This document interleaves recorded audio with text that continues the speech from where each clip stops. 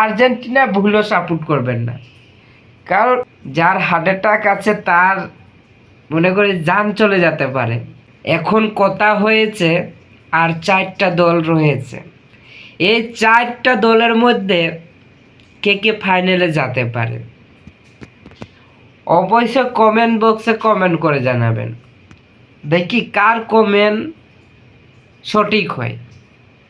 আর এই যে আর্জেন্টিনার আর হচ্ছে কে ওই যে সুইজারল্যান্ড যে খেলা হলো, আর্জেন্টিনা তো ভাই, আর্জেন্টিনা যারা সাপোর্টার করো, আর্জেন্টিনা যারা সাপোর্টার করো বা সাপোর্ট করেন, যার হার্ট অ্যাটাক আছে তার মনে করি জান চলে যেতে পারে।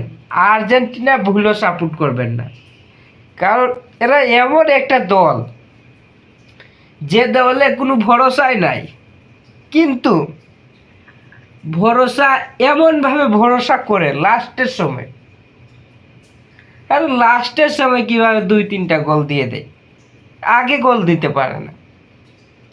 এটা কেমন ভাই, কেমন দলটা?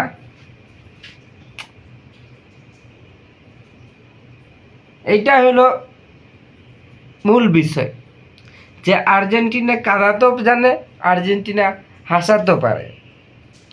গোল নাই, গোল নাই, প্রায় দেখেন আজকে খেলাটা কত মিনিট হয়েছে, প্রায় 2 ঘন্টা, 2 ঘন্টা খেলা, কিন্তু যারা যারা খেলেছে দুনো দলের মধ্যে বুঝতে পারেছে টেটটা, এত সময় লং টাইম খেলা খুব একটা মারাত্মক ব্যাপার। আর্জেন্টিনা রে আর্জেন্টিনা, এই আর্জেন্টিনা সাপোর্টার করছি। আর আছে আর্জেন্টিনা রে আর্জেন্টিনা। ভিডিও বানাচ্ছি আর্জেন্টিনার জন্যই, ছোট্ট একটা ভিডিও। এখন যে ফাইনালে কে যাবে এইটার অপেক্ষায়। খেলা আছে, কোন কোন তারিখ আছে মনে হয় 14 তারিখ আর 15 তারিখ আছে।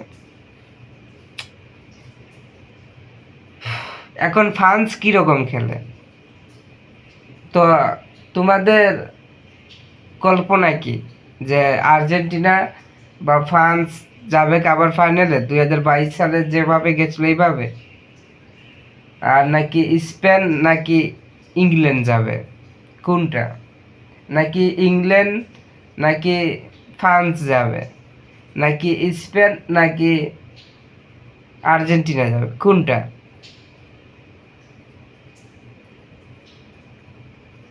2022 সালে সে ফ্রান্স, আরে বাবা ফ্রান্সের খেলা ঘোড়ার রকম দৌড়, ঘোড়ার রকম দৌড়।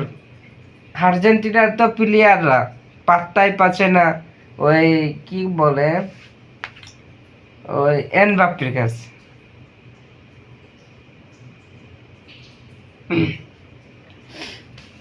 এবার কে জানে আমাদের আর্জেন্টিনা, আমরা তো চাই আর্জেন্টিনা জিতবে, আর্জেন্টিনা জিতবে, তাই না?